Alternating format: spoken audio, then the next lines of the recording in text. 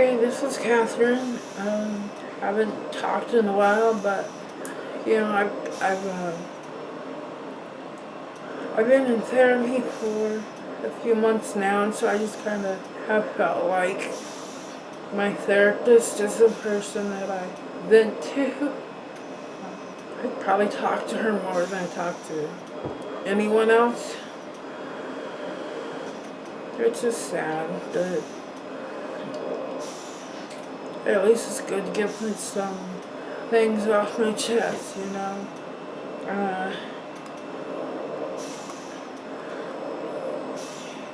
Let's see, it has been a while since I've updated.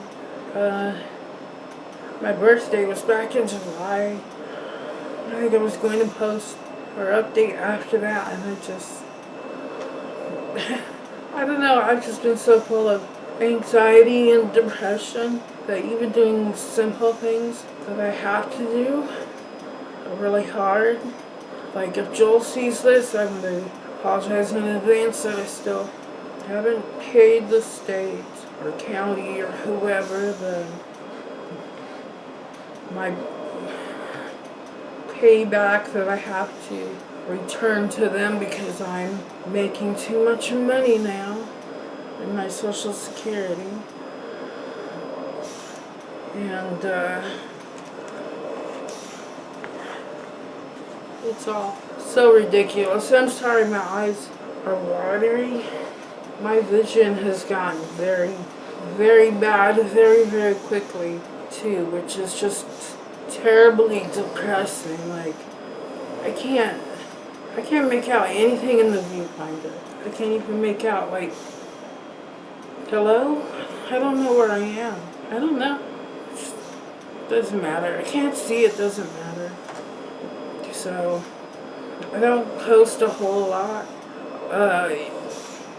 on Facebook because I don't just feel like I do feel like a Debbie Downer. Everything's depressing. Okay, I can think of two things that have made me very happy since I last updated. One, gosh, it has been a long time since I've updated. One, I went to the 4th of July fireworks in Willamina, which is, the town where I went to school and stuff. And they hold the fireworks at the old high school, still on the football grounds. The high school itself has been refurbished as a community center, which is weird to me because it was closed down for black mold. So I don't know why they were able to refurbish it to be a community center, but not a high school. But they've actually, and I went up and looked at it myself, and it's really bizarre to me. But where I went to elementary and middle school, that was a combined school up on a hill there in Willamina. And one wing of the school was, K through 5. And then we had the cafeteria, or cafetorium. The music room doubled. It had sliding doors that opened so it could double as a stage right there in the cafeteria, which actually was pretty cool. And then there were a couple of gyms. And then on the other side, the other wing was the middle school. And Willamina and Grand Ronde are two very small communities that are pretty close together. And it used to be that the Grand Ronde kids had their own elementary school in Grand Ronde that was K through 5. And Willamina kids had their K through 5. And then in middle school they'd be combined. The Grand Ronde kids would come to Willamina and be integrated into the Willamina Middle School for 6 through 8, which was always an adjustment period. And I grew up in this weird spot. I mean, if you go by out by, if there are any Oregon locals watching this, you know, I mean, if you go by Spirit Mountain Casino, it is like right between Willamina and Grand Ronde. And that area always, I mean, it's called Valley Junction because, I don't know, the coastal mountain range valley meets the Willamette Valley or something. I don't know. But that was a weird area because I had a Willamina address. So I went to the Willamina school, even though geographically I was closer to Grand Ronde. But I didn't know anyone from Grand Ronde hardly until until I went, you know, to middle school. And then suddenly I'm introduced to kids that were more like neighbors to me than the kids that lived in town in Willamette. Yeah, I'm just kind of rambling, but I think these videos are mostly like kind of a diary, kind of a memories, kind of a story time. I don't know. But anyway, yeah, we went out to Valley Junction on the 4th of July so I could look at my old house and look at all the other houses on the road that I lived on. And, you know, some things have changed. You know, a lot of things have not changed. I guess one of the hard things, too, about growing up where we did was that road that we lived on had mostly older people. There were very few kids our age. Their own kids were grown up and had younger kids than us. There were maybe a couple of kids that were in me and my sister's age range, and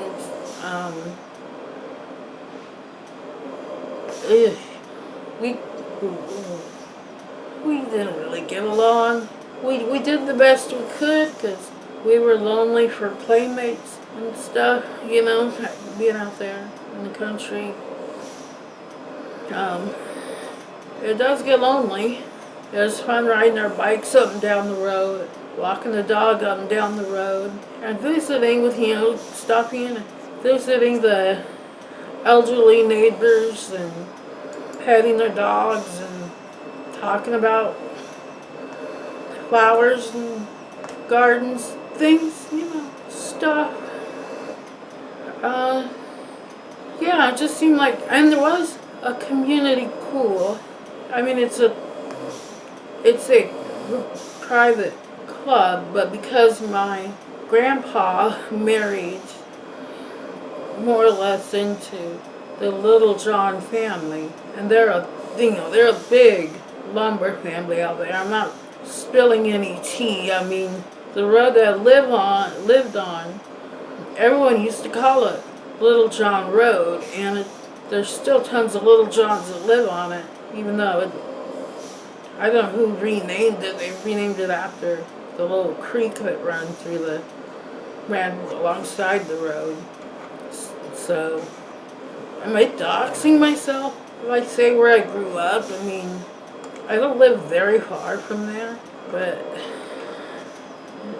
I don't think, you know, I had a stalker in Second Life, and that really did stress me out because I was dumb enough to tell her about at least one of my alts.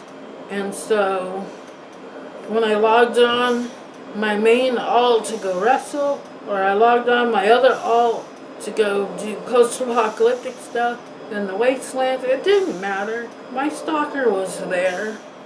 And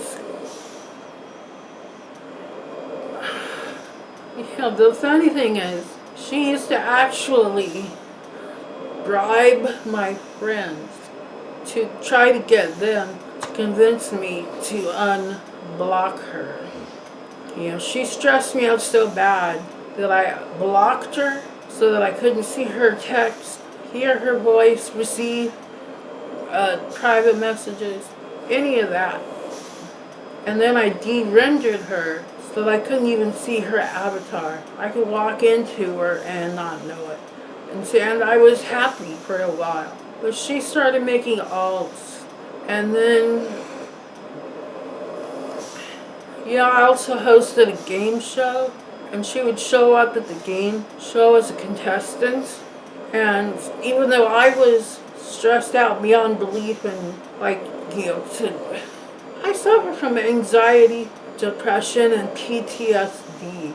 Okay, I don't need some bimbo following me around, begging me to be her best friend and saying how much it drives her crazy when I lose a wrestling match and she doesn't care about rules. She's gonna jump in and beat people up and stuff, and because it just breaks her heart and makes her cry and everything's so sad, and it's so sad. It's Second Life. I mean, it's not technically a video game. It's more like a virtual reality environment where you can just go where you want, do what you want, build stuff, sell stuff, make money. You can make clothes or houses and sell them to other people. You can buy up land, virtual land, and then rent that out or sell it to other people. I mean,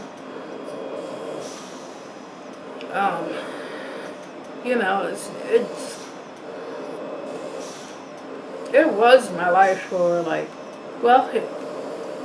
at least 11 years. My Second Life anniversary or birthday, Res Day, that's what they call it. Yeah, is September 4th, 2008. So I missed it. I wanted to log on so bad on September 4th, and then again I was just dealing with stuff in my head, and I forgot. I wanted to go into the shelter and have the shelter greeter bot say, happy 12th birthday, Catherine Blackadder. But it didn't happen. Oh well. There's always next year. If the shelter's still around. If Second Life's still around. I mean, I joined Second Life when it was 5 years old, and people were saying then that it was dying, that there were nowhere near as many people as there used to be, and it was just barren and dying. And I don't know, it's managed to hang on, but I can't do it anymore because I can't see. It's so text-based, and I can't. Even since the last time I logged on, it's just, my vision just keeps getting worse and worse. My left eye is a mess. I can't hardly see out of it at all. Just shadows, silhouettes. If I close my right eye, my left eye is just,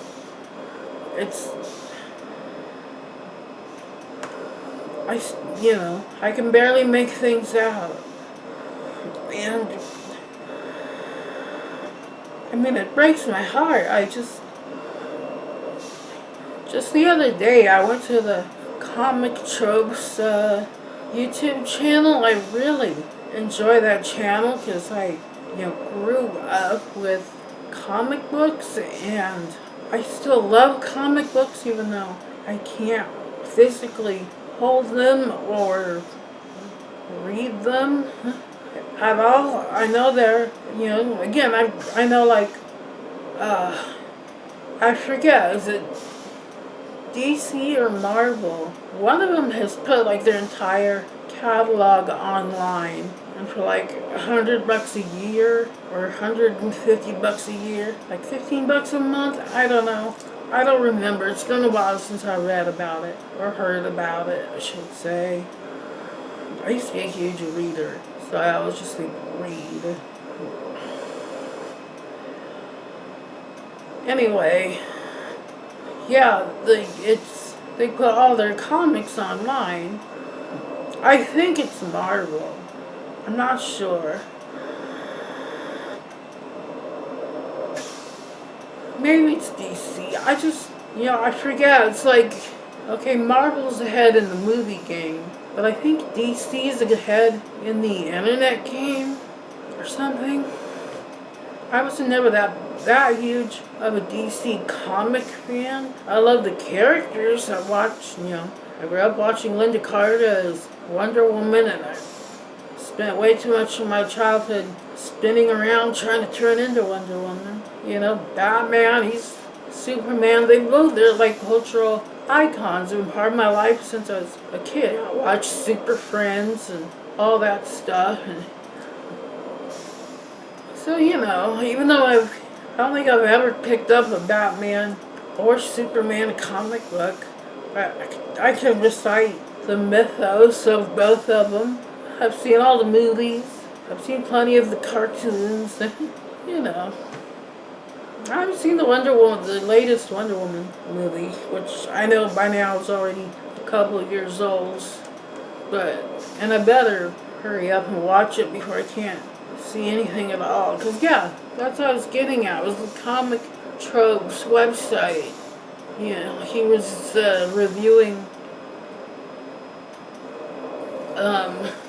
horror comics for Halloween. And I've already got this ginormous monitor that used to be Joel's. He gave it to his mom, and then his mom gave it to me. So, just keeps getting passed around. And I use the Windows magnifier to see any kind of text. And it's been a while since I'd watched a Comic Tropes video, and I was so upset that even with the magnifier, I could not make out the art. I mean, I love art. I love comic art. I love, the classics, Renaissance art. Medieval art's a little, meh, because they were so into, being so self-deprecating, and, you look at some old, I don't know, I saw this in an art book, some old churches have Adam and Eve being all spindly and malformed and deformed because they sinned, and so they were no longer perfect, and it was there to remind everyone that we're all horrible sinners that deserve hell, and all that good uplifting church stuff. So it was the Renaissance painters who were actually, Renaissance means rebirth, and from what I was taught in high school humanities anyway, it's because they, rediscovered the Greco-Roman artwork and how lifelike it was, how the muscles and the veins and the hair and everything, and it glorified the human body, and they started doing things with perspective, like foreshortening in paintings, things like that, and so things became more three-dimensional and realistic than the earlier flatter paintings. And it's probably cliche, but I gotta say I love Michelangelo. The thing that blows me away is the man was a sculptor, and that was his passion. He hated painting. He hated frescoes. But when the Pope says you gotta lie on your back on scaffolding for 10, 20 years and, draw me the Bible on the roof of this chapel, the Sistine Chapel, you gotta do it. And I remember the book we used for humanities. It's actually a European travel guide. If you've ever heard of this guy, he has his own show on PBS. What the heck is his name now? Oh shoot, I'll have to Google it here. But, yeah, so, one of the things they said was that his paintings of the human body look like sculptures. Because that was the eye that he had, and the depth, the shadowing, the detail. And I've seen things now, I don't know if these are just like retroactive conspiracies, like how every 100 years or so, Nostradamus's quatrains get reinterpreted to deal with that century's problems. Like, the famous one that supposedly predicted the Space Shuttle Challenger exploding, like,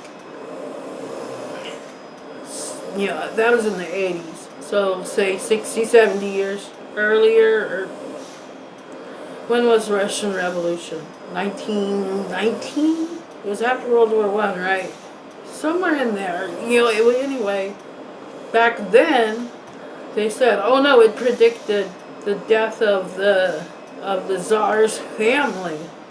Every generation reinterprets those things. Just like, like the book of Revelation in the Bible, and every, politician they don't like, suddenly that's, the beast, and so on and so forth. And every new technology is, if there's a 6 in there 3 times, anywhere, it's gonna be bad. It's just gonna be bad. I just realized there was never like a Windows 6, was there? They just went to like from Vista and Outlook. Not Outlook, that's the mail program. What was the other version of? Anyway, they went from Vista and whatever to Windows 7 and then 8. It's like, that's pretty smart.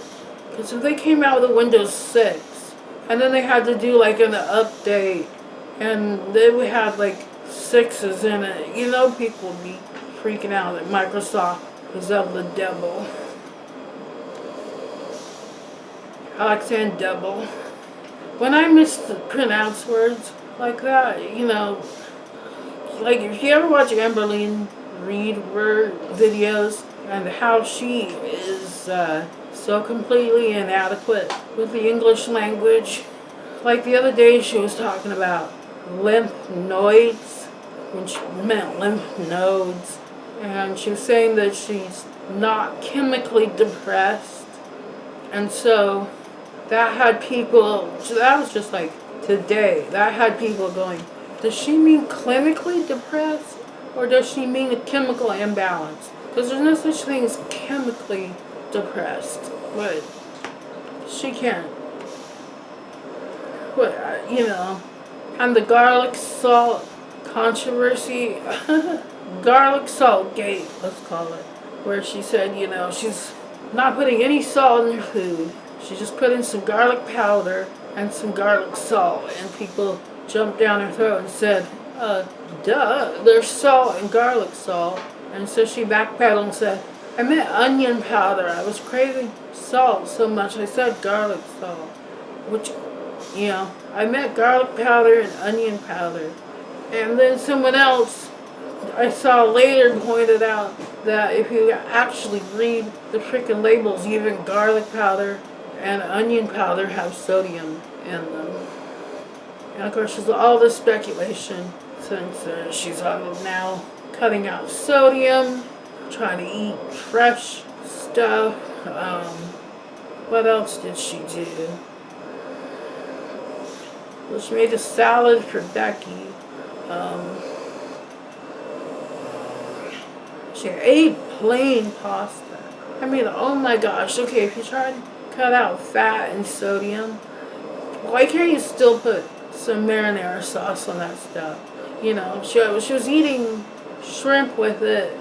Why not have, a shrimp pasta dish? I'm sure someone needs to point her to like allrecipes.com. I don't know if she or Becky were diagnosed with diabetes, because there was something about someone said something about kidneys.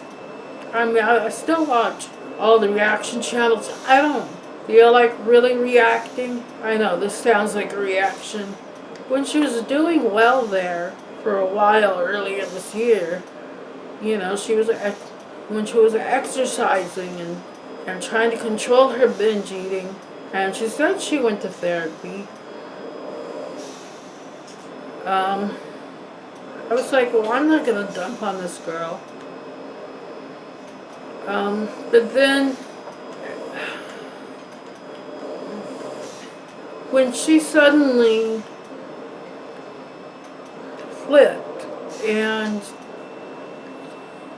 lost a ton of subscribers, you know, suddenly she was doing mukbangs again and saying she didn't care, and, you know, and her Social Blade, which actually is a website I have never even looked up, but, you know, shows people's earnings, and it just plummeted. Sorry, I've been snorting a lot lately, and I think it's because my tongue and stuff is getting weaker, and I'm just like always on the verge of sucking it down when I'm trying to talk or eat.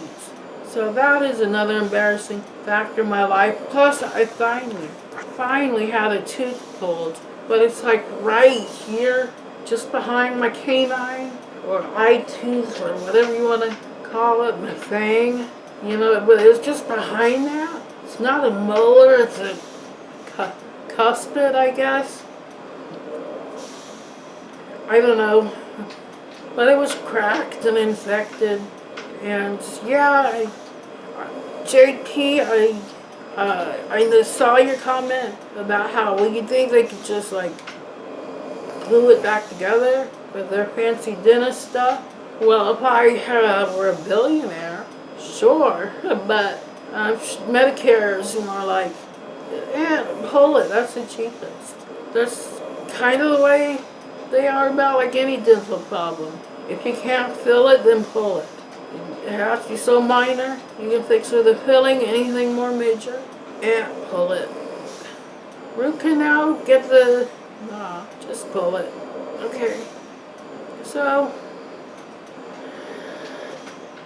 you know, that's life, but I just don't like the location, because when I talk, you know, air sometimes escapes through that gap, and then my lip flutters, and so then I feel like I sound like Roger Rabbit with his please, that weird, you know, whatever. So I'm a mess. Muscular dystrophy is a bitch. There's an OCP or a lichen planus. The doctor can't, you know, at the time when I was diagnosed, the doctor said, well, you know, it's kind of close to lichen planus, it's kind of close to OCP, but it's more like lichen planus than OCP. So I was like, okay, I've got lichen planus in my eyes. I've also got it somewhere else.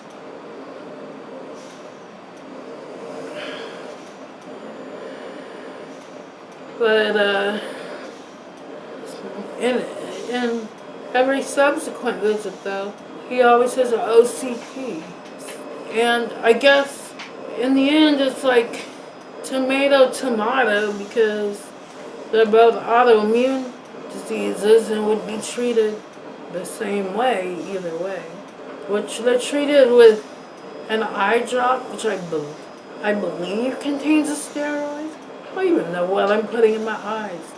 I don't know. And I'm taking, yeah, I've discussed this before, but, you know, if you're new or forgetful, or, you know, my life is so boring. Who really gives a damn about any of this? But, you know, I take an immunosuppressive drug so that hopefully my immune system will quit attacking my eyes. I don't think it has. But, you know, and I would put eye drops in my eyes twice a day. Well, I I make sure it gets in the left eye twice a day for sure, because that is the really bad one. Should go in both eyes, but if I'm laying on my right side and my right eye is buried in my pillow, I'm not rolling over just for an eye drop. My right eye's still my good eye. I mean, I also have to put antibiotic ointment in my left eye when I go to bed at night.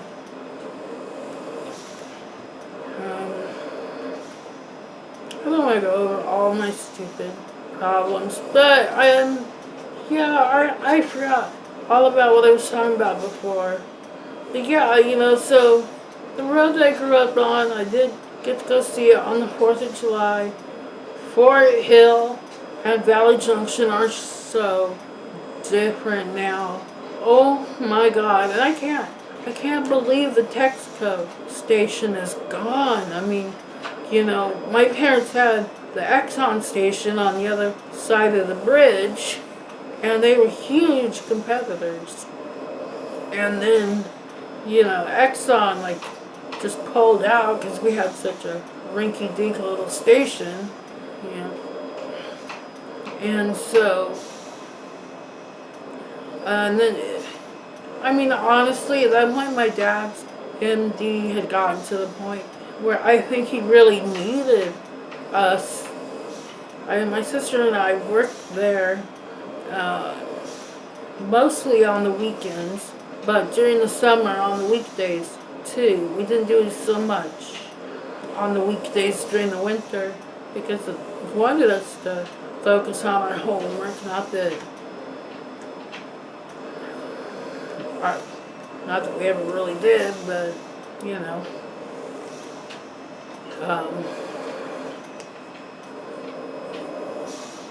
but yeah, so I was already used to our gas station. Going back even further, there was this super popular stand there at Valley Junction, right where the casino is. It was called the Strawberry Patch, and it had fresh fruit and vegetables. This time of year, it would be full of pumpkins, super cheap.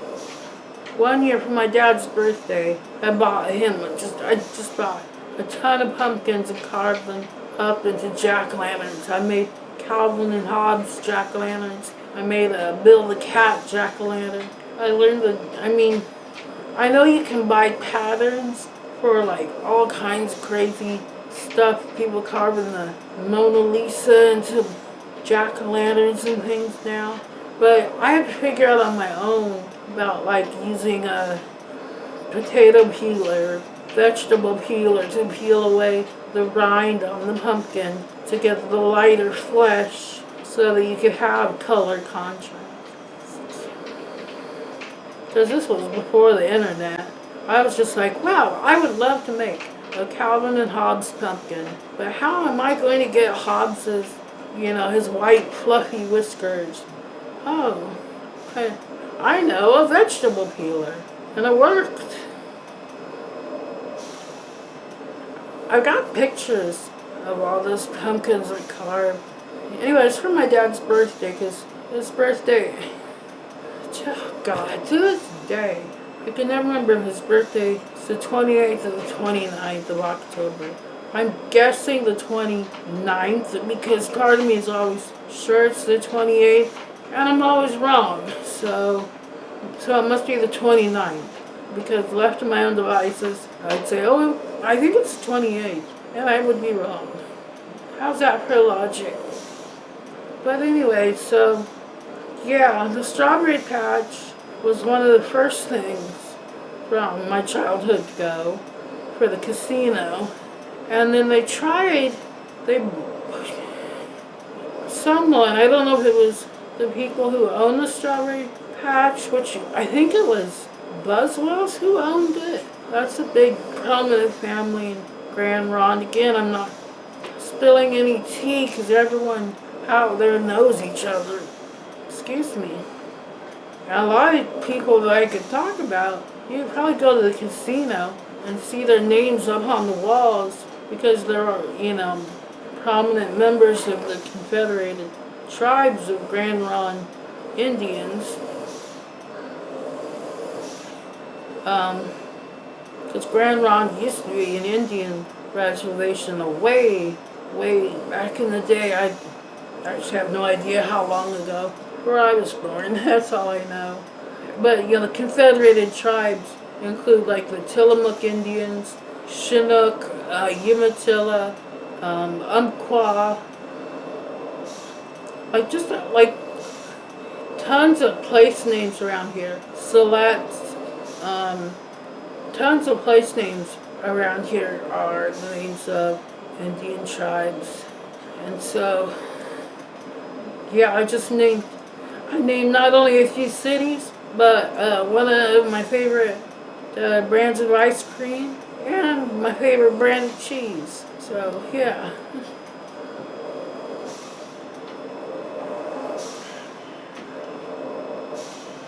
Sorry, my back has been killing me lately. It's like ever since I found out that I have scoliosis and extreme kyphosis, because I just recently learned from Dr. Mike, the video guy doctor. Anyway, but kyphosis and lordosis are simply what the curves of the back are called. It's when you become extremely hunched over or extremely hunched inward, then it's extreme kyphosis or lordosis. My sister says she has lordosis, which is why her belly sticks out. Sorry, sis. I've been told by gastroenterologist, by, the doctor that did an endoscopy that last December when I choked on a frickin' chicken sandwich. That just because I'm sedentary, mostly, I just have super bad digestion. Food stays in my belly a long time. Stuff stays in my guts a long time. I don't know. So, this is one of my pet peeves from the past, is when people would walk up to me and ask me if I was pregnant. This is even back when I could still walk. Even when I had lost weight. My belly was still prominent, and I remember right after my husband proposed to me, we were at the grocery store in Wilmina, and one of the checkers asked if I was pregnant, and I was still on cloud 9 from being proposed to and having a diamond ring, and so I just didn't catch her drift at all. I just said, no, I'm engaged, and showed her my ring, and I was all happy, and then she's like, no, but are you pregnant? And I realized she's talking about my big fat belly, and I'm like, oh, no, just fat. And I did a lot of temp work at different state agencies before I got on permanent at the workers' comp board. And one of the women that I had worked with as a temp, by the time I was made permanent, she had moved on to some other agency. But they're always sending people to classes in other state buildings and different agencies, mingle and whatever. So I just happened to run into this woman who had been one of the people I was working with when I was a temp, and she walks up to me and she says, I heard you're permanent now. And of course, my paranoid, anxiety-ridden mind totally misheard her and thought she said, see, there was that thought, please. Anyway, thought, damn it, thought she said, I heard you're pregnant now. And so I gave my default answer whenever anyone asked me if I was pregnant, where I just said, oh, no, not pregnant, just fat. And so she had to repeat herself a couple of times before it got in my brain. No, permanent. Oh, yeah, okay. And so that made it like doubly embarrassing. It's embarrassing enough when someone walks up to you assuming your fat belly is a baby. It's even more embarrassing when you assume that they're talking about your fat belly and it's something else entirely different. Life's just so stupid crazy that way. So, yeah, anyway, someone bought our old gas station, gussied it up a bit, called it the Berry Patch, or Bear Creek, or something like that. Or Bear Creek Berry Patch? I don't remember. They were kind of trying to reclaim the glory of the Strawberry Patch, which was like frickin' famous, especially for its strawberry milkshakes, which, you know, now I'll never get to experience that, or strawberry shortcake. Some of my classmates swear up and down, I believe them, that one time Matthew Broderick actually stopped in for the strawberry shortcake, and this is when he was dating Jodie Foster, and she was there too, but she would not get out of the car. But he got out and talked to him and was super nice, and they were like, you know, that you could go to the Strawberry Patch and ask anyone there. You could ask like the actual adults that ran the place, and they would confirm, yes, Matthew Broderick stopped at the Strawberry Patch.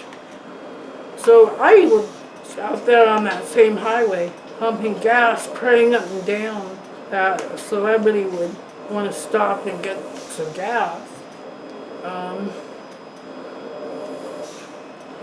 I still think I might have sold gas to Rip Taylor. That's a story for another day. Most people don't even remember who Rip Taylor is. But,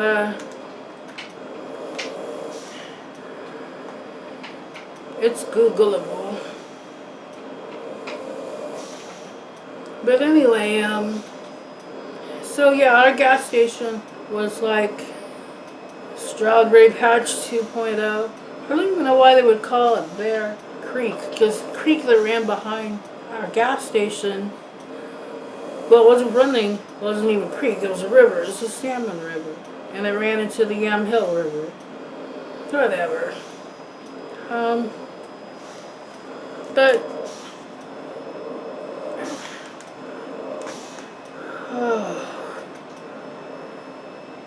yeah, ever since I found out my back's screwed up, I swear it hurts more. I'm sorry about the beeping machine.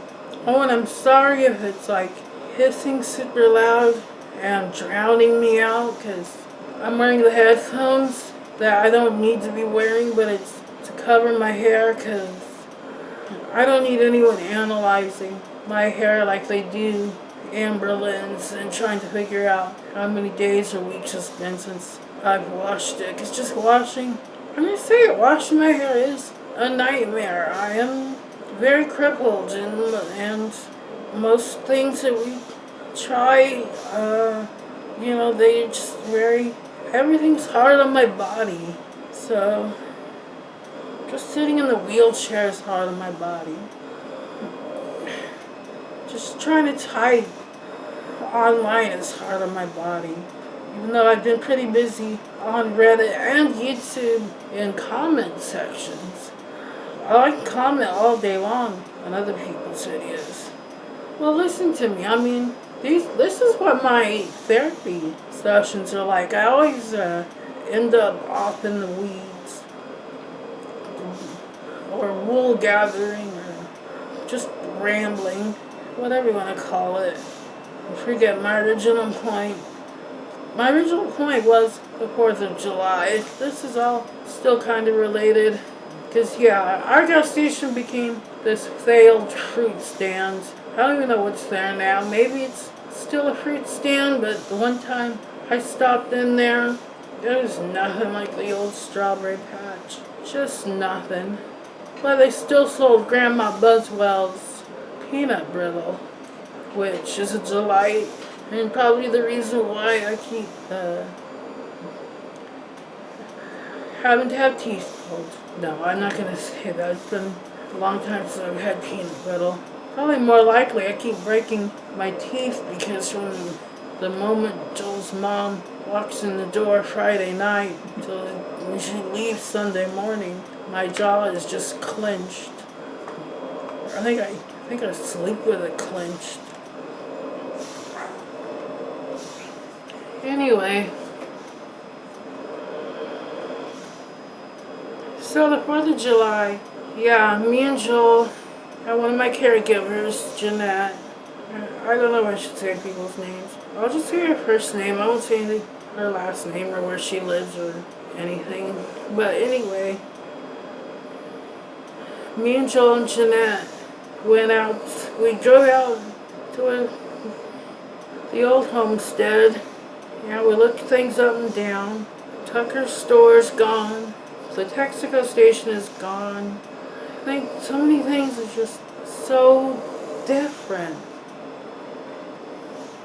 But I do like that they made the highway from, the Willamina, McMinnville, Salem intersection there. So they finally made that a 4-lane highway going from Willamina to, well, I don't know how far, but I'm sure it's because of casino traffic. I mean, there's also a casino in Lincoln City, and if you're going from by like Salem,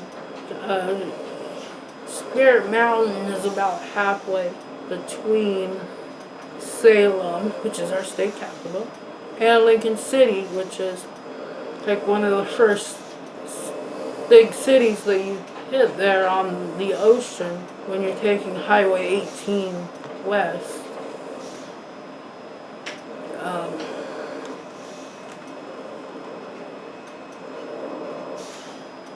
Yeah, I was a little disappointed to find out that in Newport, which is just south of Lincoln City, a ways, it's a nice drive. You like looking at the ocean.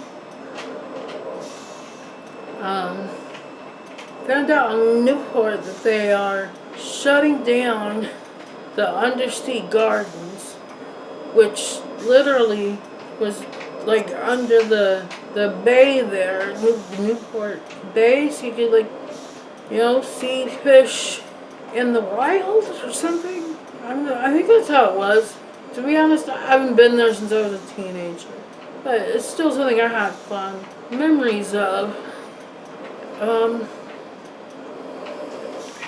But the shutting down the Undersea Gardens, where you could go to look under the water at fish, real things, marine life, but they are revamping the Wax Museum and the Ripley's Believe It or Not Museum, which are, I don't know, just bullshit. Why are they shutting down something real and keeping the bullshit stuff? The Ripley's Believe It or Not Museum, for one thing, Ripley was a huge liar. The Fiji mermaid, he made that himself by sewing together a monkey and a fish. And then, when you go to, these franchised, quote-unquote, museums, then you're not even seeing, the original fake that he made. You're seeing a replica of a fake. It's like, oh my God, it's fakeception. There's one part where the floor glows red so you can pretend to walk on hot coals, as if, again, that's not been explained pretty much by science, and the fact that your sweaty feet and the fact that the coals have cool down, and just all that is what makes it possible to walk quickly across them without getting burned. You know, it's not mind over matter, it's more like your sweat over matter. But again, it's a replica of a fake. That's all that is. And then the wax museum, if it was like people hand carving these wax figures or whatever, however Madame Trousseau or Trousseau, I can't remember if there's a D on the end of her name. Well, even if there was a D, it probably wouldn't be pronounced since it's French. I'm blanking on which letters don't get said.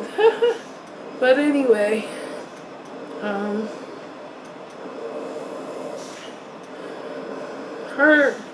don't know how she made her wax figures, but at least, I mean, okay, yeah, alright, I understand. You probably don't carve the figures out of wax. What you do is you carve the molds into clay, or you make clay molds if you've got the living person there, or something, and then you pour wax into that. But again, I mean, I would assume the original whatever was like art, and this is mass-produced stuff. It'd be like, it's like going to an art museum that's full of paintings taken out of motel rooms. You know, it's like, okay. The gift shop's the best part. Of course, both of those. In Newport anyway.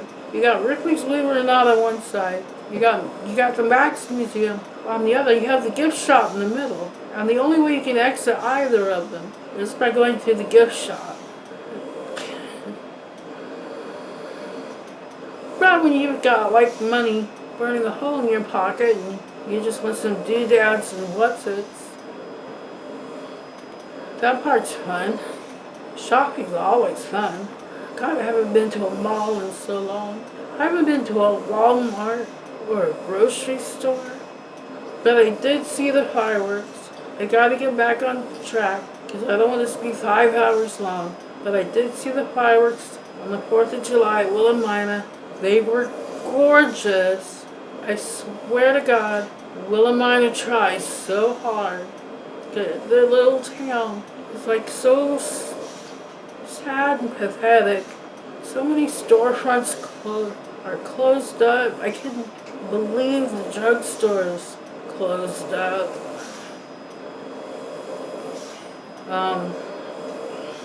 Seems like a lot of stores get rented out as just like secondhand shops and stuff. I know I've seen the Wildwood Cafe. I mean, I have never got to go in it.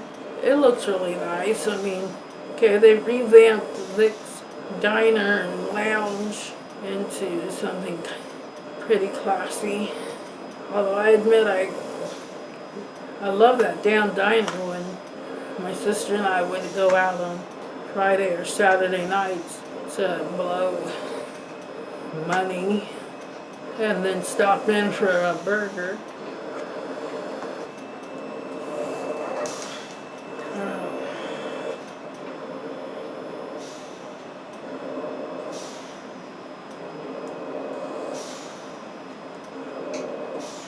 Yeah, so anyway, yeah, so I was talking about the school on the hill too. So what they've done now, the elementary school out in Grand Ronde that used to be the K through 5 kids is now a Native American museum. And kids who, Native American kids who go to kindergarten out there, if I understand correctly, they're taught to speak Chinook, which, to be honest, I mean, I'm not going to say it's not a real language, just like saying Swahili's not a real language, but it's what do you call it? I get like Pidgin and Creole and, all these different things that basically mean like blending languages together in different ways, whether it's, well, I don't know, Swahili, I think you would call that see, it's no one people's language. It's a language that was made up so that different people who spoke different languages could communicate. Kind of like how in China, different regions, they speak different kinds of Chinese, like Mandarin, Cantonese, etc., but they all use the same alphabets, have the same written language, so they can still all communicate. Well, this is a verbal language. That's what Chinook is. It was a language that so that the tribes could all communicate amongst each other, and then also, the trappers and settlers and so on, the traders and so on that came in to the area also could learn it and communicate with all the different tribes, Instead of learning each tribe's individual language, you just had to learn the one, basically like a trading language.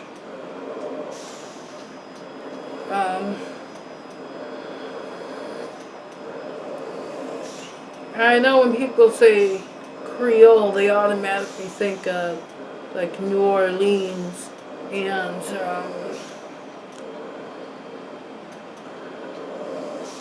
why am I forgetting the other, like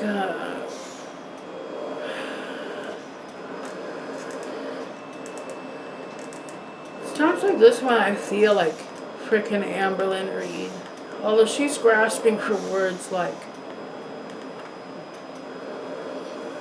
picture, and I'm grasping for words like Cajun. That's the word. You think Creole, Cajun, New Orleans, Louisiana, all that's like the same thing, but it's not. It's not. Creole actually means, that word does not mean what you think it means. It can be applied to other forms of speech. It's like I was saying, like Swahili or something. I mean, Pidgin is kinda, isn't that when you take like bits and pieces of different languages and just kind of make like a mishmash, like like I talk about sailors or traders from the old days who were going from port to port and country to country, and they would speak like Pidgin English or Pidgin Portuguese or whatever. They would have bits and pieces of all these other languages from all these different countries they would visit. And a Creole is kind of, I should just shut up. I don't know what I'm talking about. Oh my god.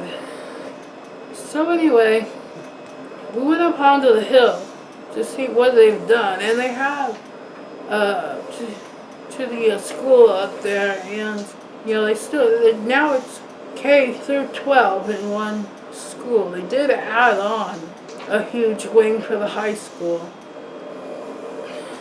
which was a bit of a relief, because I was honestly picturing them just like squishing middle schoolers into classrooms with elementary schoolers or high schoolers in the classrooms with middle schoolers, or just squishing them all together. Because I knew that building wouldn't hold high school too. Even if our high school only had like 200 students. I think my graduating class had somewhere between 50 and 60 students. I don't remember the exact number. But and yeah, a lot of us did know each other from kindergarten, K through 12, or in the case of like the Grand Ron kids, of course they knew each other from K through 5, but then we all knew each other from 6 through 12. So Yeah, I don't know. I feel weird when I talk about people who go to school in a school that has thousands of students. Their own class has so many hundreds of students that you don't even know everyone in your grade probably. It's like, not only do I know everyone in my grade, I went to kindergarten with probably 75% of them. Yeah, so I keep in touch. I mean, I try to friend as many as I could on Facebook, except for like people who were really huge bullies. I don't understand people. I just don't. But yeah. So the fireworks were gorgeous, and we ate like hot dogs and corn dogs, other bad for you stuff. You know, fair food, basically. I mean, you know, I could send Joel to the store for that stuff whenever I want. In fact, I think we have corn dogs in the freezer that I'm resisting the temptation to eat because, damn, they're worse for you than Hot Pockets. But I said like an hour ago that there were two things that really excited me. So, okay, one, I got to go to Willamina, see the fireworks. That was awesome. Because I hadn't done that since before I got the trach in 2000. Wait, oh, shoot, I was my years mixed up. You know what? I joined Second Life on September 4th, 2007 because I got the trach in 2008. Okay, I said I joined Second Life in 2008. That's wrong. Trach is 2008. Second Life 2007. Not that any of it really matters. I hadn't been to fireworks. Really, I hadn't gone to anything outside of the house except for doctor appointments since I got the trach. Because the whole experience is just so hard on me. Getting, you know, just the way we have to set up the vents, getting into the van. That's like playing, I don't know, playing ping pong with, not ping pong, pinball, yeah, like playing pinball with one giant pinball and a teeny tiny machine and bumpers everywhere.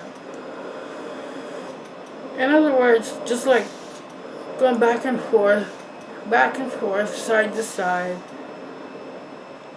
back and forth, side to side, till I finally get settled.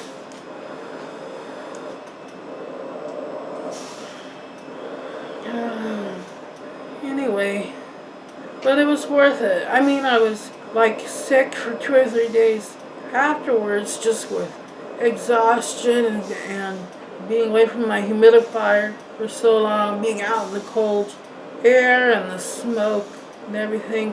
Oh my God, the people setting off illegal fireworks was so shocking to me. In Oregon, our fireworks are pretty, well, they're not as strict as they were when I was a real little kid. And all you could have were like smoke bombs or those, those ash snakes where you've got the little round black pellet and you light it and it makes a big long ash snake. So those and smoke bombs, sparklers, and poppets, the things you throw on the ground and they go pop. Yeah. We did have cap pistols with real caps, though. We had those too. So, basically all you could, that's all you could have when I was really little. And then when they introduced fireworks that were like real fireworks, that was pretty exciting. But even then, it's like they can't shoot flames or sparks more than, X number of feet. I don't remember how many feet. And they can't travel. Anything that flies like a rocket or a Roman candle or anything like that. Well, Roman candles don't fly, but the balls of flame coming out of them do. Now they get, I guess that's under the previous one.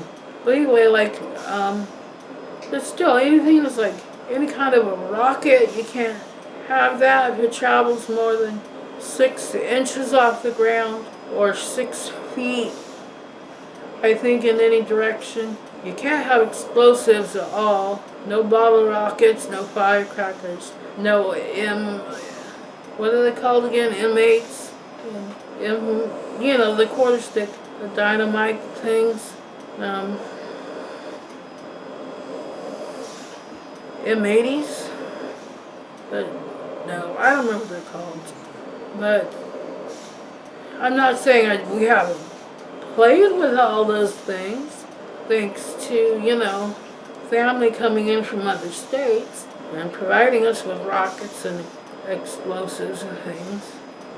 But we did it for our own house and crossed our fingers that the neighbors wouldn't call it the police or the fire department, And meanwhile, I think it's them 80s. Whatever. But meanwhile, then we go to, the fireworks show in Willamina, and there are rockets and Roman candles and things exploding. And there was a blues band playing, oh God, what were they called? Johnny Wheels and the Swamp Donkeys or something like that. Johnny Wheels is in a wheelchair. And they had just won a blues contest earlier that day. Like in Portland or Seaside or Lincoln City. I don't remember. Some other town. They won this blues contest, and then they came to Willamina to perform fireworks. They were really good. But see, you knew the fireworks show started for real when, they do the national anthem and leave the stage, and then, there are the massive fireworks in the sky. But up until that, it's like, I have been talking for over an hour now.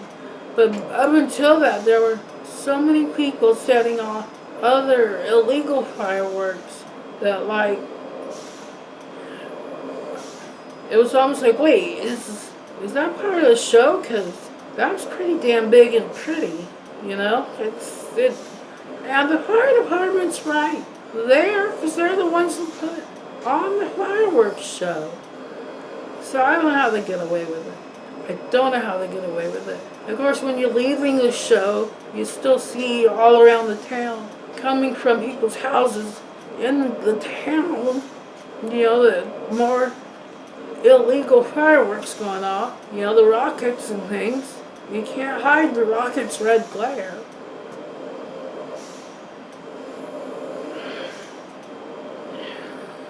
Nor the bombs bursting in air. I know, I paused way too long there. But that was still pretty cool.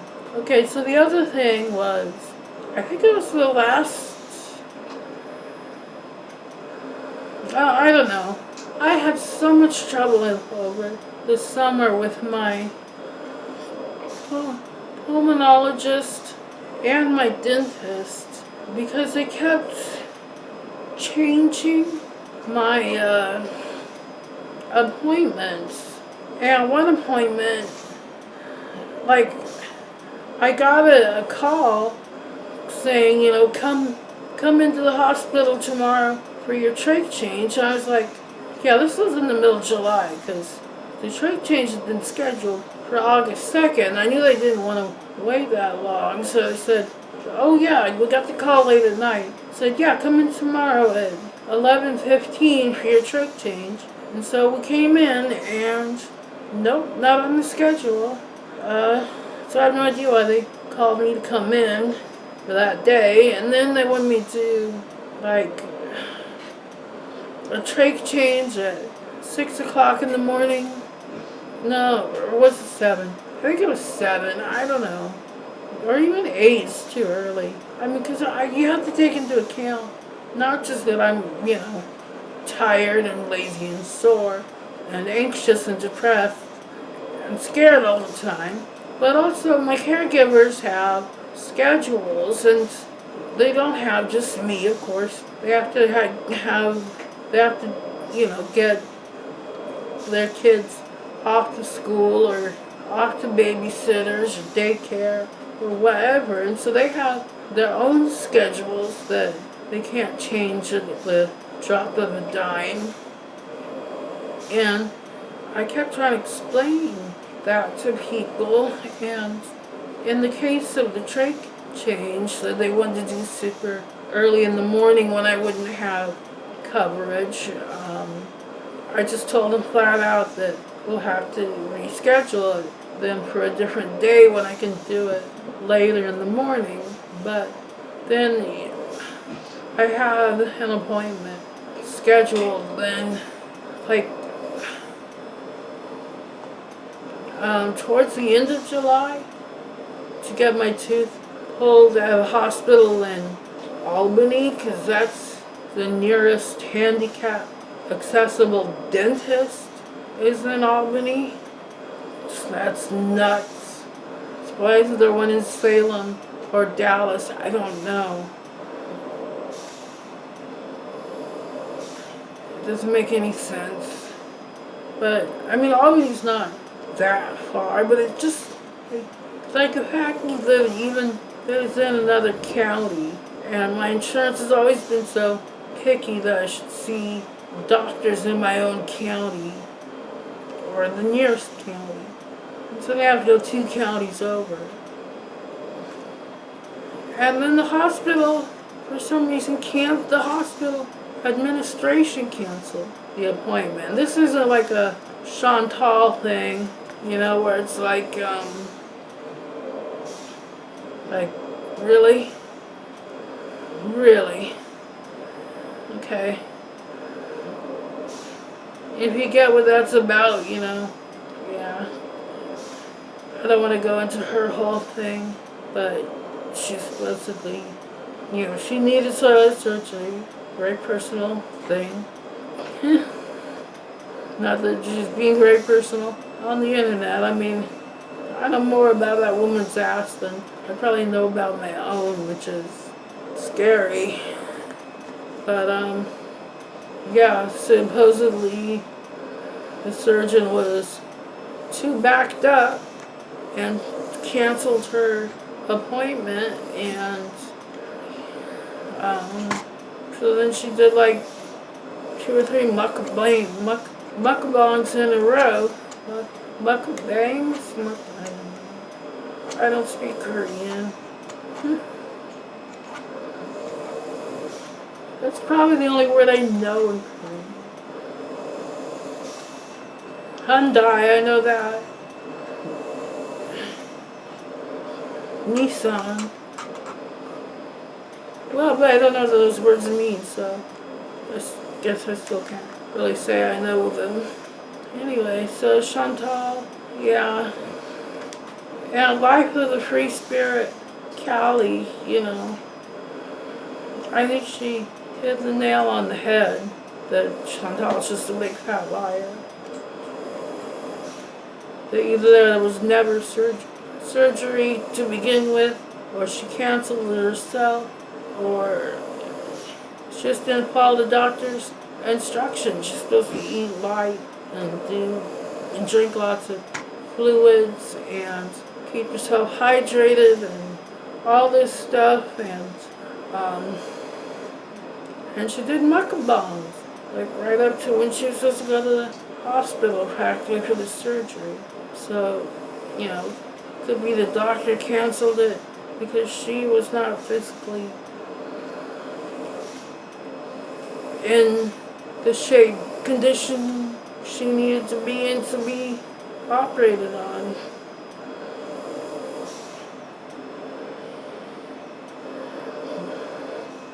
Mine though, even the dentist says he's not sure why the Albany Hospital administration canceled my appointment. So I ended up having to go. I mean, they got it rescheduled right away though. It's not like this was back in July or early August, and I still have obviously the tooth is gone because I'm over here talking like Roger Rabbit.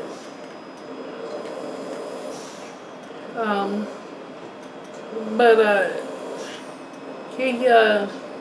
the dentist rescheduled it at a hospital in Lebanon, which is spelled just like Lebanon, the country, but we call the country Lebanon, but the city is called Lebanon, which seems, it's kind of weird to me, but whatever. So I had to go to this, just relatively, I don't think it's much bigger than, smaller than Salem and Albany, that's for sure. But anyway, so I ended up getting scheduled for have it pulled in Lebanon, and I found out, then they did pull it, but I still had these huge blood clots forming in my mouth, and they didn't give me gauze because they put me completely under, so that it would be easier on me, and them probably, so they wouldn't have to deal with me. But they put me under, and they pulled my tooth, and they replaced a filling that had partially come out, and filled a couple other teeth, and then gave my teeth a really deep cleaning because there was tartar buildup. And so I did all that while I was unconscious. But even when I woke up, they didn't give me gauze or anything. And they said I could eat right away. The only thing they seemed worried about was using straws, which is really the only way I can drink. Theoretically, yeah, someone can hold a cup up to my lips, but that's when it becomes if they don't tip it enough, I'm barely getting a trickle, but they tip it too much and it's running down my face. It's just easier to use a straw. But yeah, that was on a, I think that was on a, I don't remember what day it was on. Shouldn't wait so long between these videos. But see, I kind of consider this a mukbang just without the food. This is just conversation. It's probably not interesting conversation, but it's more interesting than just watching Chantel, whatever her name, Foodie Booty. I like that name. Foodie Booty and Pete's sitting in the car eating and not talking at all because they can't think of anything worth talking about. But anyway, so these blood clots were massive. Imagine that you got hit on the head and thought you were a hamster, and then someone fed you a bunch of strawberries, and you chewed up the strawberries and then tried to stuff them in your cheek pouches. But you don't have cheek pouches because you are a delusional human who only thinks you're a hamster. But that's what these blood clots were like. It was like just having gobs of gooey food in my mouth all the time. And we called the dentist, and he said, oh, go ahead and just, spit them out, rinse them out, wipe them out with a Kleenex. It's fine, it won't hurt you're not in danger of, you don't want a dry socket when you have a tooth pulled, so you're not in danger of pulling that out. And he said use a wet tea bag to put there to try and stop any excessive bleeding. But for like 2 days, I dealt with this blood clot thing. And yeah, it was on a Friday because the dentist's office was closed. Although the dentist was working at the hospital, it wasn't really his day off, but I mean it was his day away from the office. It was his assistant's day off for sure.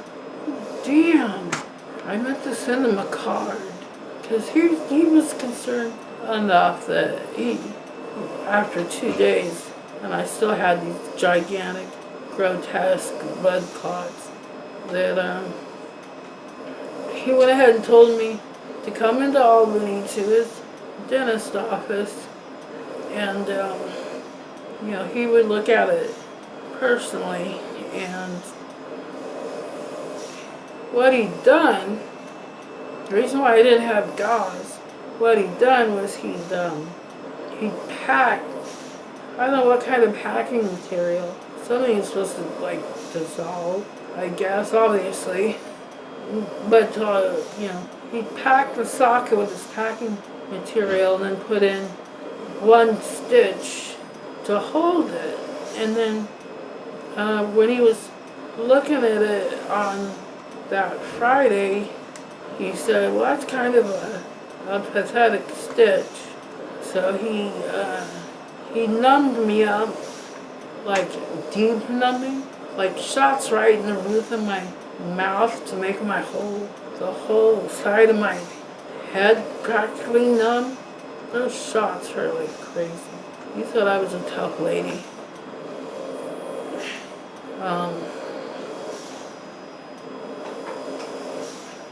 But he put in more, he took out that stitch that he called pathetic. He packed in more packing material, and then he put in 4 more stitches to hold it. And I felt, you know, it's so weird having someone sewing in my mouth while I was awake. And that material,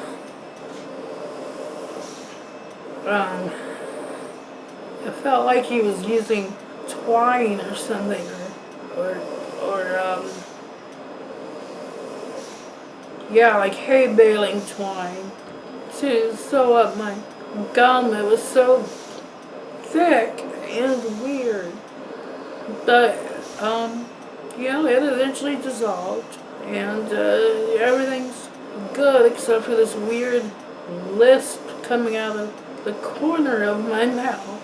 Now, I want to get, I wish I could just get like one single implant right there, just to fill that hole.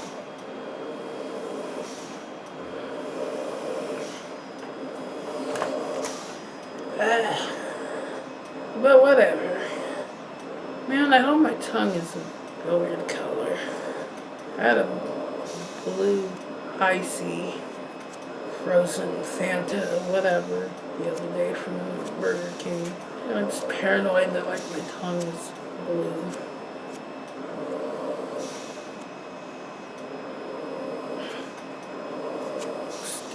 Still, after 2 days,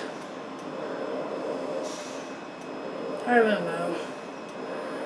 Oh, see, but that wasn't the other good news. No, the good news was I finally got weighed.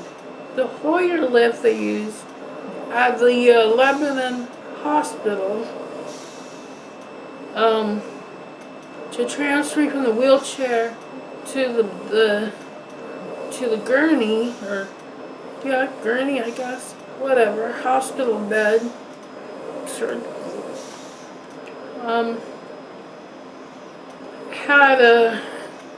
Had a scale on it, and so this was the end of July, beginning of August, somewhere in there. But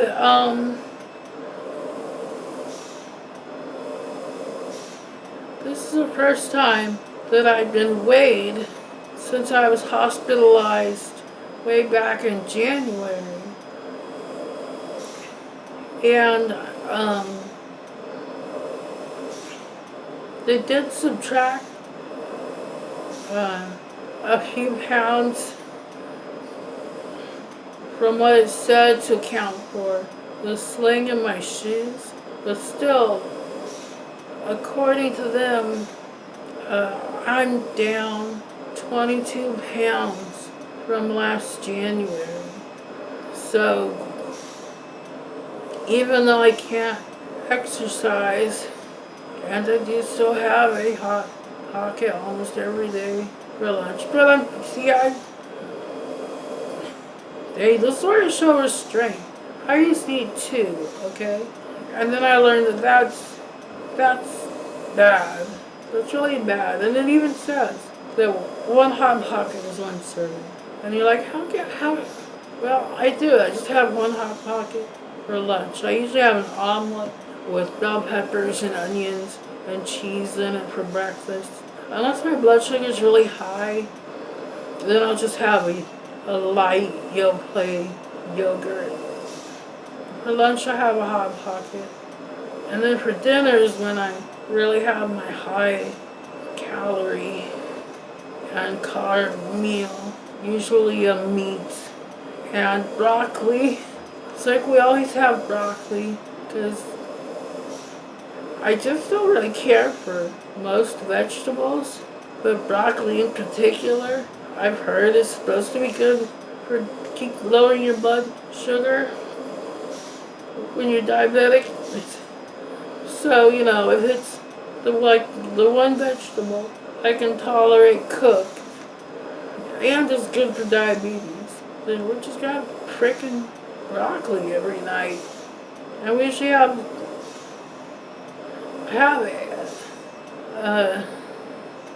some kind of potato, usually like half a cup of mashed potatoes or some French fries, oven baked, not, like, I don't even know where my mom's old Fry Daddy, I don't even think we had a Fry Daddy, I think we had a Fry Baby, whatever, the deep fryer. No, we don't fry our French fries, we bake them. So they're French bakes, not fries.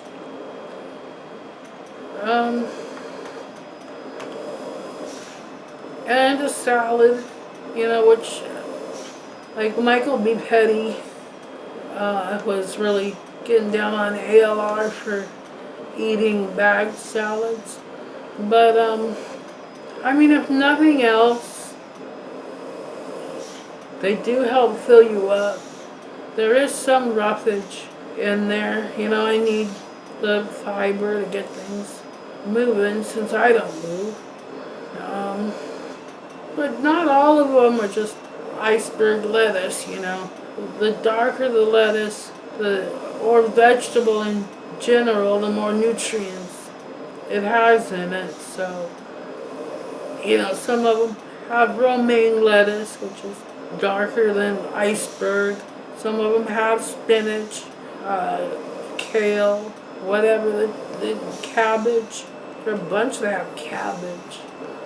And they have a variety of other vegetables and fruits, whatever, chopped up in them. So, and like I said, if nothing else, they help fill you up too. So,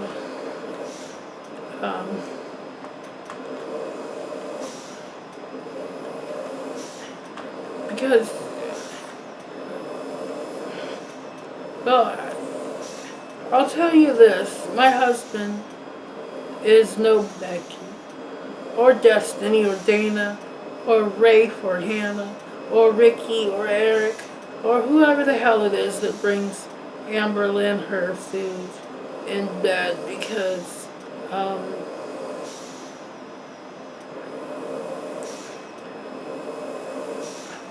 I can't just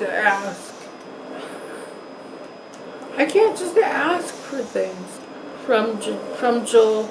I think I've said my husband's name before, so just whatever.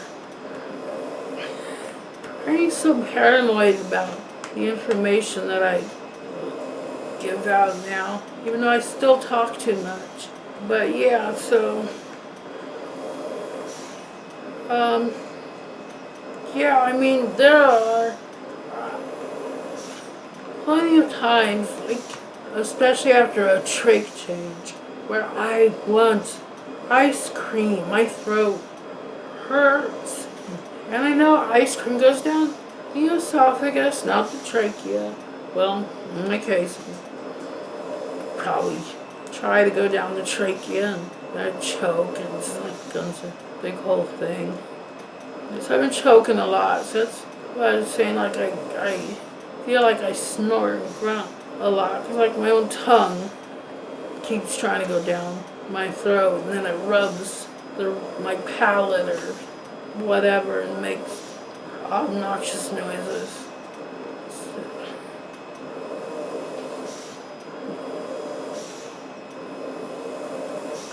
I feel like an old dog, you know, like your faithful old hound dog that he's like 16, 18.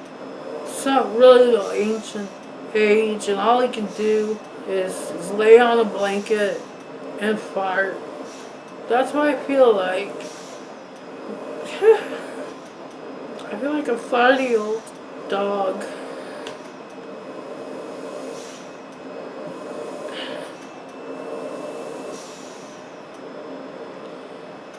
Except farty old dogs get put out of their misery. It's considered cruel to force them to live, but humans, no. Suffering is beautiful. Suffering is Christ-like, because you're suffering just like Jesus suffered on the cross. Although, to paraphrase Julia Sweeney, talking about her brother with cancer, compared to her brother or me, Jesus just had a really bad weekend. Yes, I'm comparing myself to Jesus. Well, my mother-in-law does anyway, with the whole suffering is beautiful and Christ-like. Oh, her suffering isn't. She'll bitch and moan about that. But mine, so beautiful. I better stop. I better stop before I say way too much. But anyway, so yeah, those are the main things that have happened to me that are positive. I saw fireworks on the 4th of July, and I've lost at least 22 pounds. I mean, since that was a couple months ago, I'm still tracking myself on my Fitness Pal. Although I had kind of a meltdown today when I realized Joel had switched some brands on some of the things, but I was just taking for granted that he was continuously buying the same stuff. Instead, he doesn't really do that. He just goes for whatever he sees first or whatever's cheapest, but he wasn't telling me. And it turns out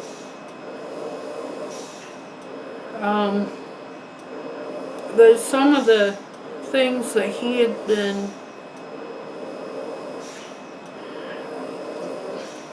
had switched out are actually like lower calorie, at least, than the things he had been buying. So on the one hand, I was melting down because all this information that I've been using for weeks or months was wrong, but then at the same time I was going, whoa, this new bread that he's buying, the bread he was buying before, one slice was a serving and had over 100 calories, and then he went and switched to whole grain bread, and I didn't even notice till tonight when he was making sandwiches, and I wanted to try to help and realized I'm so damn crippled I can't even butter a piece of bread, but I kept insisting, this bread is not white, what is this?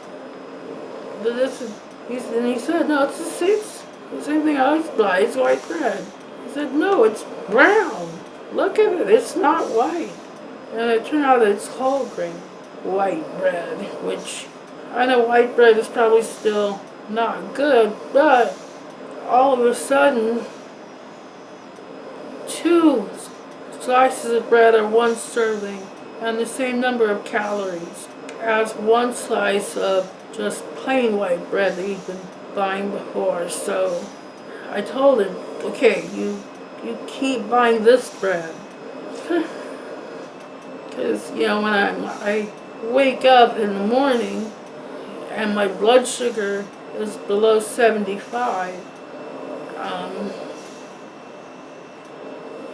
well, the original instructions that I had, you know, gotten from a nutritionist a gazillion years ago, and that is one goal that I had this last summer that I failed at, was getting in with a nutritionist or a dietitian or whatever, but a diabetic dietitian. But just, you know, watching how many calories and carbs and stuff I take in, setting limits and etc. You know, and the fact that despite being completely sedentary, have managed to lose weight. Granted, a quote-unquote normal person or able-bodied person probably could have lost that in like 2 months. Took me like 8, whatever. But the fact that it still has help, I think it'll continue to help. Oh, but the point is, my original diabetic dietitian that I saw when I was first diagnosed, like 15 years ago or whatever, back when I could still, I was still working. So that's like 20 years ago now. I don't like this time thing. It keeps going forward so fast. But anyway, the thing she gave me said, your blood sugar is below 75. Eat a piece of hard candy or drink some soda and then have like half of a peanut butter sandwich and half of a glass of milk. And I don't like milk.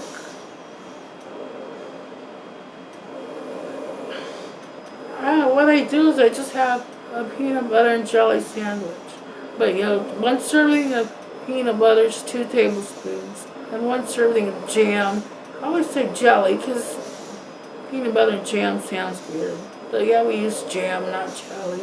And it's some peanut butter and jam. We use 1 tablespoon of jam. And using this whole grain white bread has lowered the calories of my emergency get that blood sugar back up sandwich.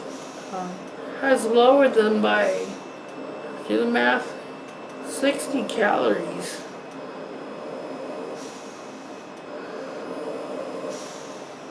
Y'all just switched peanut butter brands on me too. I'm not sure if that makes a difference. I don't know.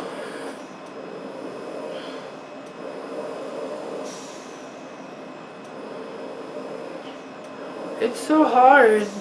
I mean, it's, you know, I've gone over, here I'd be Debbie Downer again.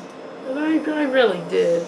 Used to love to cook. And even a grilled ham and cheese sandwich was something I took pride in. I did the best that I could to make sure that I was making like good food. And I love trying new recipes. I loved exploring recipes.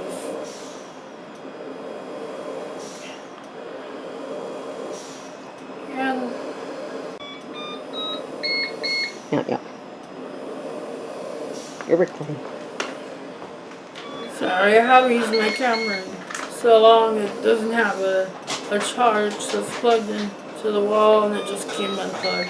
That's okay, it's back and hopefully this is actually recording. But anyway, I admit I could. I mostly use my phone as an iPod. I listen to it when I'm going to sleep because actually it reminds me of being a kid, and I always slept with my radio on in my bedroom, or I had my headphones and my Walkman. I'm not sure if it was a real Walkman. I think it might have been. It was really good. It was really good tape deck, and I was so sad when I dropped it on the brick floor of the restroom at our gas station and busted it. I never had another cassette player that was as good as that one, but rip my poor Walkman.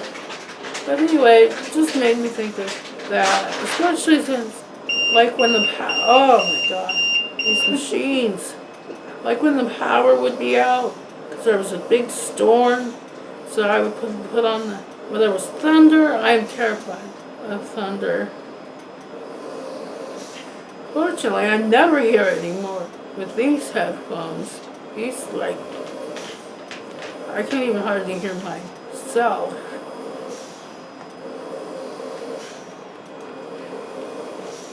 And speaking of being a farty old dog, I hope you haven't heard me farting, because I can't hear it. And I don't have a dog to blame it on. It was the cat. Yeah. I'll just do that from now on. Did you hear that? If you did, it was the cat.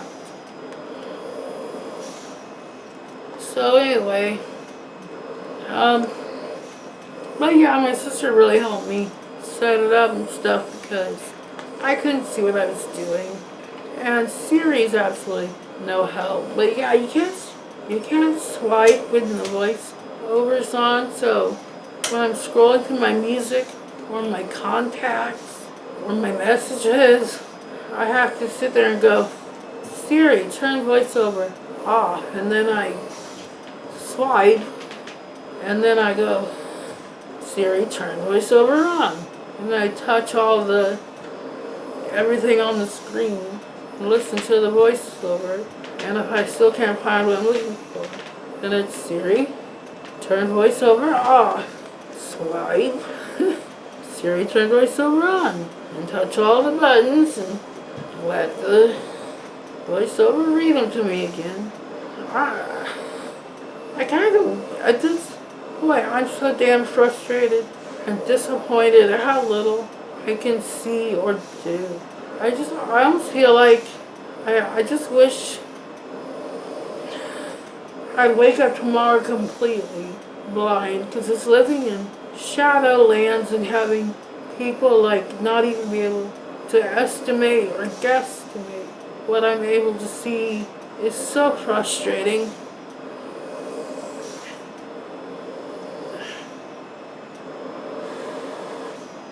And because my left eye is so badly affected, I had no depth perception, and I really did not understand what that meant until, it happened to me. Doing things like trying to drive up to my desk, and I would reach out to put my hand out on my desk as I'm pulling up to it, but it turns out I'm not as close as I thought I was, and so I reach out, swipe at my desk, miss it, almost take a header out of the wheelchair, stupid things like that. But I sit there and go, what is that thing on my desk? What's that box on my desk? What's that bag on my desk? And it turns out there's just nothing on my desk. It's all stuff that's across the room, but it looks to me like it's sitting on my desk. Or vice versa. I'll go, what's that package over there? Over where? Like on the other side of the room? There's nothing over there, but there's one on your desk. It's like, what the hell? This is not funny. Okay, in Futurama, when they finally revealed that, like, the delivery company makes no money, because you know how every episode, the opening credits end with the what the hell's the name of the delivery company? Planet Express, whatever it's called. The ship crashing into that electronic billboard. They reveal that, you know, Leela actually does drive the ship into that billboard every week, and that's why they're always broke, because she has no depth perception, because she only has one eye. Okay, that's kind of funny, because otherwise, like, you know, she's a pretty damn good driver for a person with no depth perception.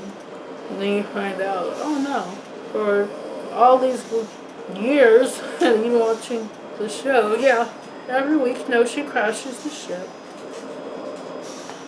I'd still trust her behind the wheel before I trust Bender Fry, though. And so I guess the last thing I wanted to mention is that my sister signed me up for books, for, so I keep wanting to say audiobooks or books on tape, but it's not. It's talking books from the state library.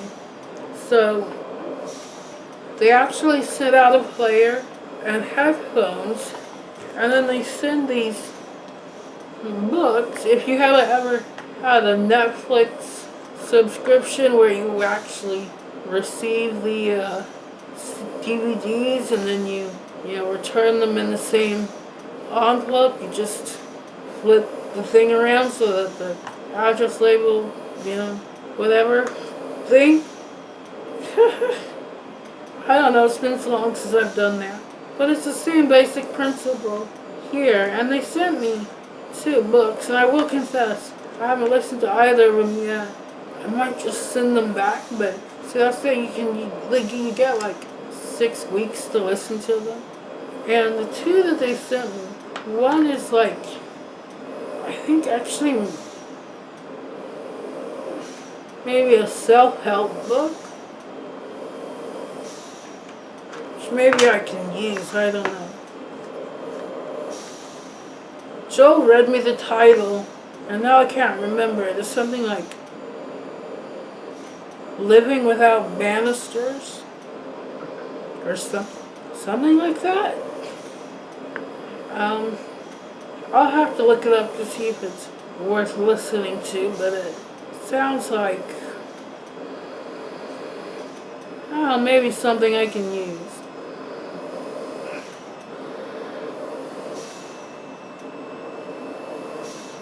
Well, if nothing else, I've always been terrified of stairs. Even when I was a kid, could walk normally. So, yeah, maybe I could use a book that could tell me how to handle stairs that don't have a banister and are extra scary. I don't know, I'm just tired of being stupid now. And the other one is a historic. It's actually supposed to be based on real events about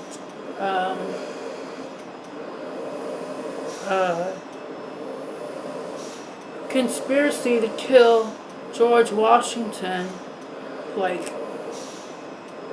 I forget what my sister said now, like before the Revolutionary War even, or during it. I mean, they call it like the plot to kill the president, but he wasn't president. But there was like a bunch of people who sounds like they were not happy with the revolution, which, there were plenty of people who were not pro-revolution or pro-independence. It wasn't a unified thing.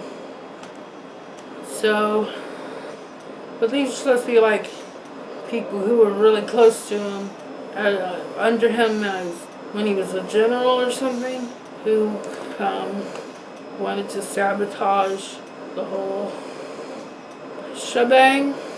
So that might be interesting.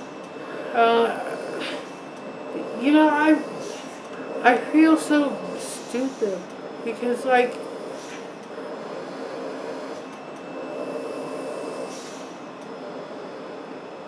I feel guilty about a lot of things.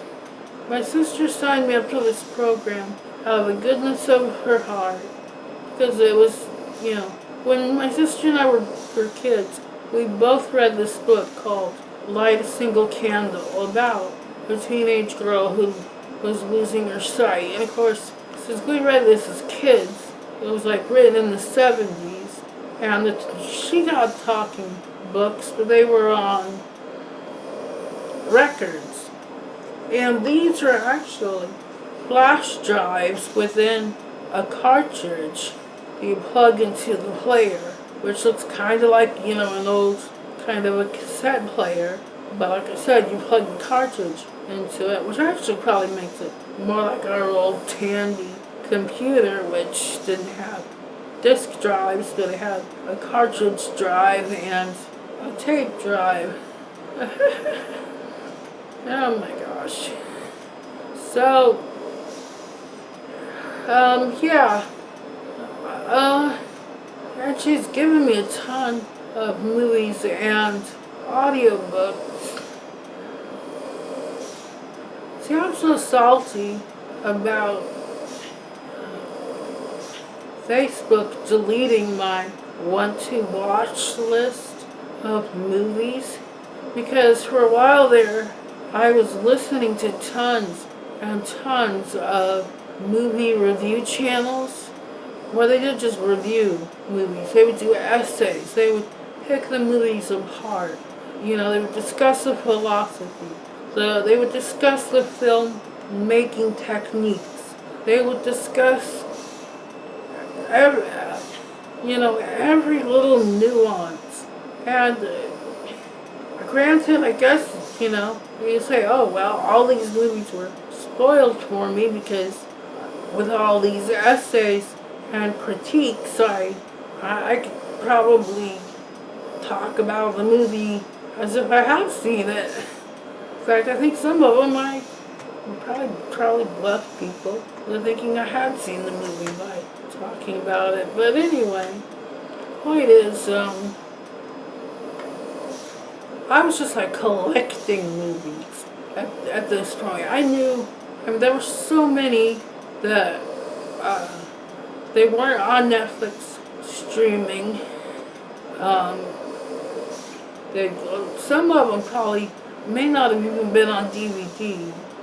I don't know if I'd ever even get to see a quarter of the movies I put on the list. But I had like 1,100 movies I wanted to see. And I would go over that list. Can't even know. Wait, maybe that was books. Well, I still had a ton of movies. Several hundred. I think it was close to 1,000. I don't even remember. I'm just salty that they just got rid of that link. All the movies, the whole list went away. And my sister told me, of course, you know, you can build a list on IMDb, but how many of those movies are just like, will I even remember to put on? I don't even have the strength to make a new list. And then with my eyesight the way it is, you know, sometimes it's hard to make out what's going on. Even on the computer screen, I don't really watch a lot of videos unless it is just people talking. But if it's like, I don't know,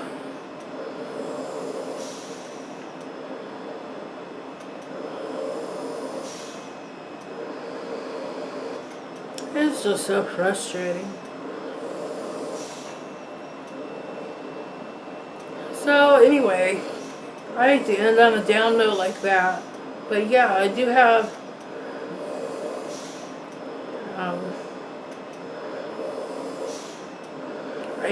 a lot of books to listen to. And you know, like my sister said, if I don't care for the books the library has already sent, because when she signed me up, I think she did it like by category based on the kind of things I have on my Amazon wish list for audiobooks. So like science fiction, history, whatever.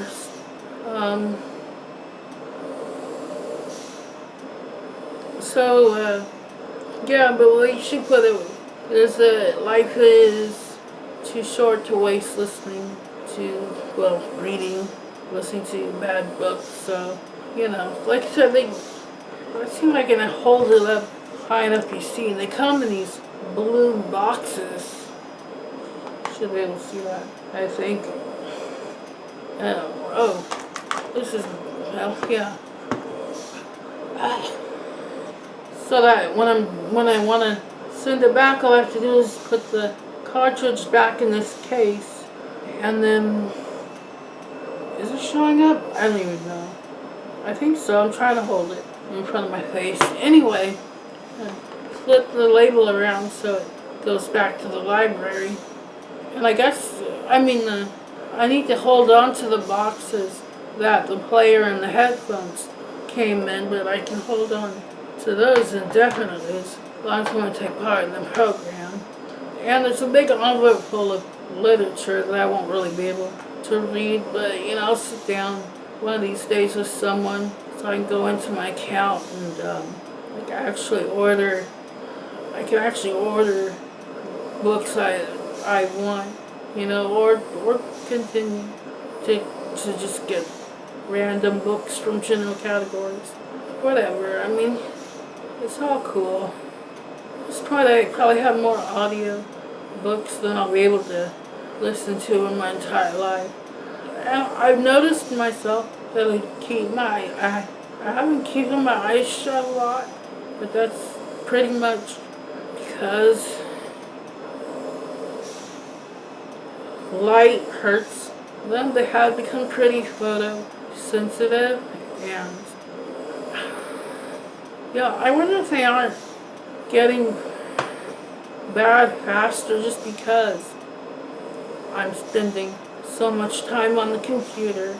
But I don't know what else to do. I don't know what else to do with my life. Even when I listen to audiobooks, I read the first 3 Harry Potter books because I've actually joined one of those poll programs. It's Harris Poll online. I don't know if they're still around, but they actually give you good rewards. I was doing poll programs for a while there when I first retired to try and make a little extra money or whatever, and Harris Poll was the one that really came through on good rewards. Like, I got The Sims 2, I got the Harry Potter trilogy in paperback when it was still just a trilogy. I got a videotape from a now disgraced comedian, but it was one that my sister and I had watched on cable when we were, kids, and probably have it memorized. And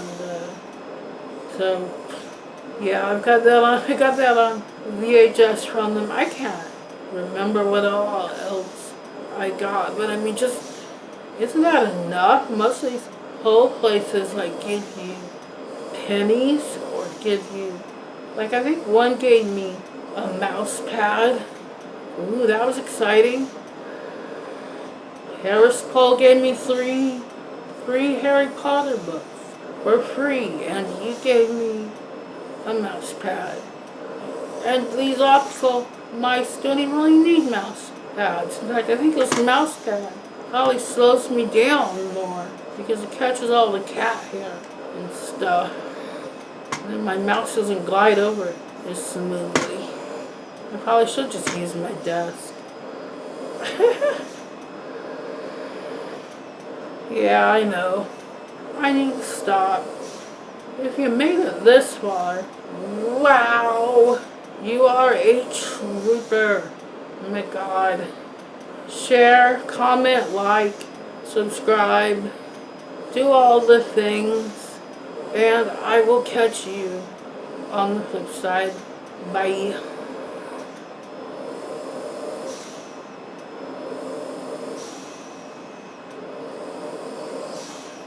I said bye. Elizabeth? Yes, I'm coming. Oh. I'm coming. I was listening, but I wasn't quite listening, so I wasn't sure what you were saying.